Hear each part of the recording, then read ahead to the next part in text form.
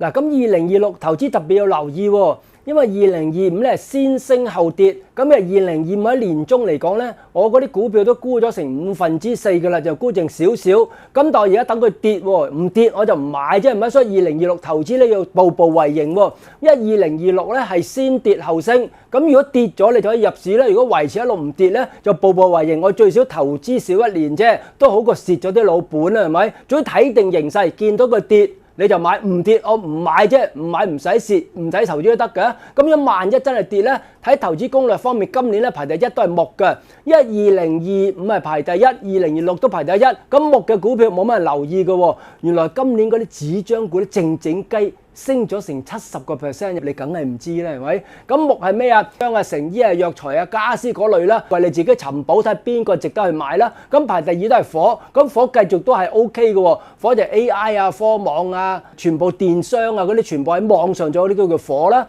咁石油啊嗰啲一樣係火啦。咁記住發熱嘅嘢、發光嘅嘢、燒得着嘅嘢，其實就屬火。咁塑膠都係啦。咁玩具大部分都燒得着啦，其實可以入火嘅歸類㗎。咁排第三就土啦。土都係麻麻地啦，土我記得係前年有啲虛火，又排第一，今年就冇乜用啦。土排第三喎，土係咩咧？樓房建築啊、地產啊，或者係嗰啲係建築材料就排第三啦。咁其他就金同水啦，金就排第四，水就排第五啦。水係乜嘢啊？銀行貿易啊、旅遊啊、金融啊嗰啲係屬水嘅，所以記住我哋通常我都唔睇3、4、5嘅，咁佢主要集中投資睇第一同第二嘅啫，所以我會留意木同埋火嘅股票。當然啦，而家升到你而家見到我嘅時候升到咁高，我就梗係唔買住啦，等佢跌翻我就有機會買木或者火嘅股票。